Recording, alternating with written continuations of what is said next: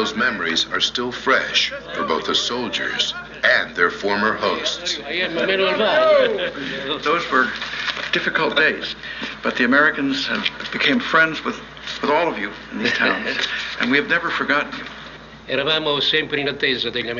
We had been waiting for the Americans because we had gone through some awful and difficult times. So when they finally arrived, we were happy. They would join us for dinner, and we'd sing. South of the border, Mexico way. And so all the song. The 10th put its mountain training to work straight away. Dressed in snow camouflage, patrols went high into the mountains to reconnoiter German positions. It was dangerous work. I asked an American lieutenant one day why the mood was so bad, and he said 8 of us left on patrol and only a few came back. The Germans ambushed us and opened fire. Only 2 of us made it back. Although they had trained so long on skis, the American troops quickly discovered that skis were not well suited to warfare in the Apennine Mountains, and they hardly used them for the rest of the war. The main problem that was complained of was that they were too noisy. Now, the hot Italian sun in February, for example, would melt the snow and then the night would freeze it, and that made a hard crust. And the skis made a lot of racket as they came across on them. The 10th knew its early losses were merely a sign of things to come. Its first big mission was to assault one of the strongest German positions in Europe, a mountain range that the Allies had already failed to take twice before.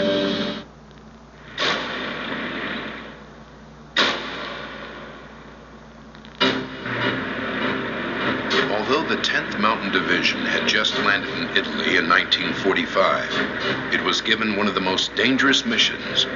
It had to drive the Germans off a 5-mile line of mountains north of Florence. The Mount Belvedere range was seething with German mines and artillery, and the Allies had already failed twice to take it. But to take Mount Belvedere, the 10th would first have to take another ridge just to the west of it.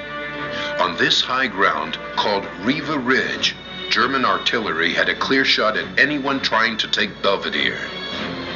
Many considered the sheer cliffs of the ridge to be unclimbable, but Hayes ordered his men, including Colonel Henry Hampton, to find a way.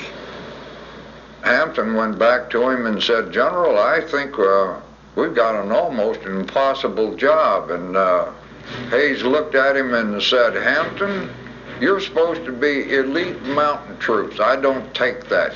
Find a way and get up there." So some of the best climbers went out and started finding trails and putting pitons in and doing the things that needed to climb the place. Imagine climbing this cliff face at night with guys on top of machine guns looking down, ready to shoot drop grenades on you. 700 men lined up along the base of this cliff, getting together secretly, trying to be quiet, climbing up. It was a tremendous challenge, and I still, looking at it now, can't believe they did it. Engineers bounced lights off the clouds for visibility, and the men began their climb in silence. Before we began this climb, my group was told to unload their rifles, put this clip in their pocket, keep it handy.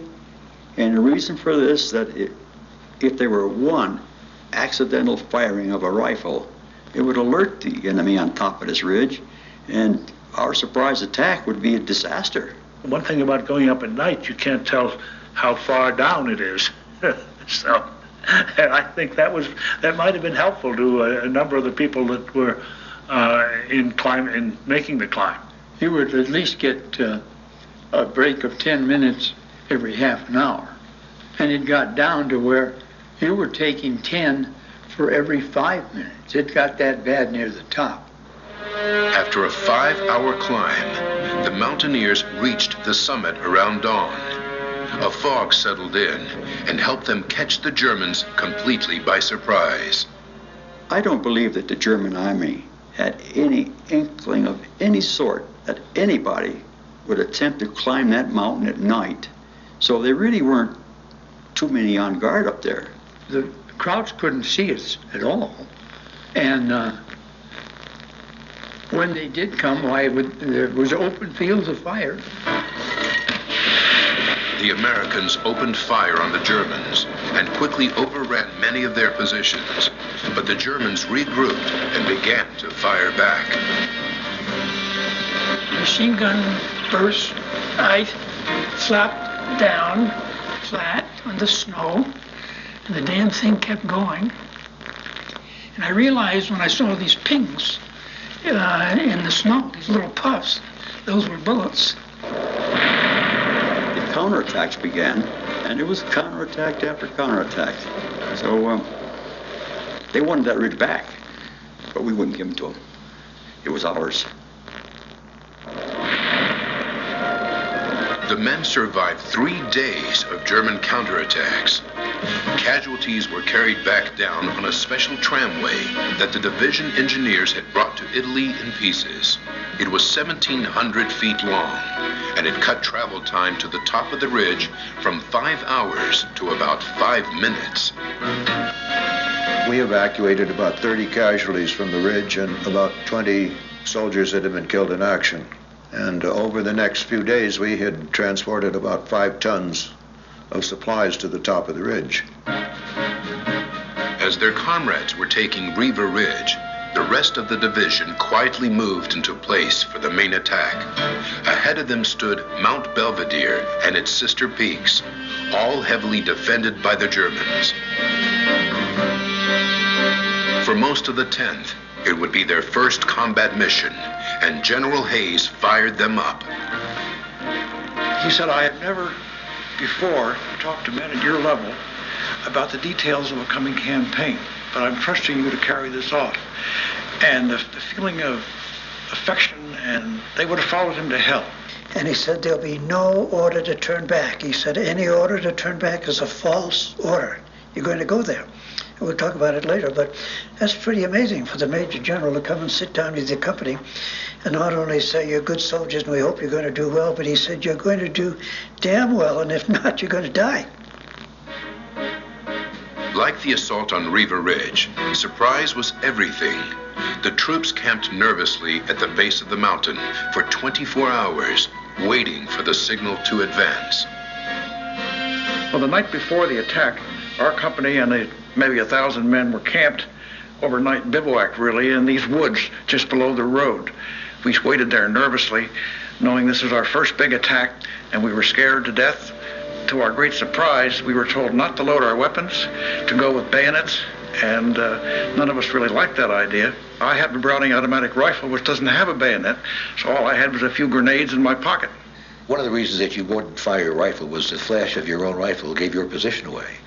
If you could see a flash, you knew it was an enemy, and that's where you threw your grenade.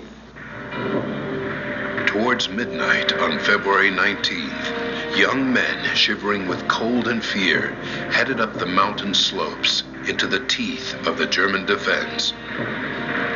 The attack on Mount Belvedere was unique. It was made at night with green troops, which is unheard of, without artillery support. We didn't fire a round until the troops were up on top of the mountain. But then things really started to get exciting, and we knew by then that, buddy, you're in combat. This is what you've been training for 2.5 years.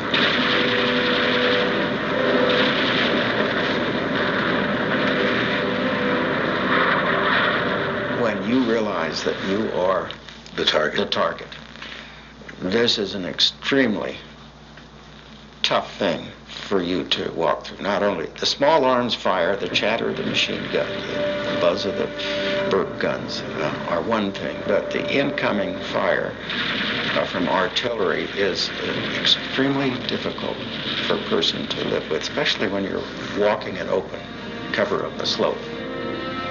And I didn't get fearful until maybe halfway up when I get pinned down by machine guns, and suddenly I say, these machine guns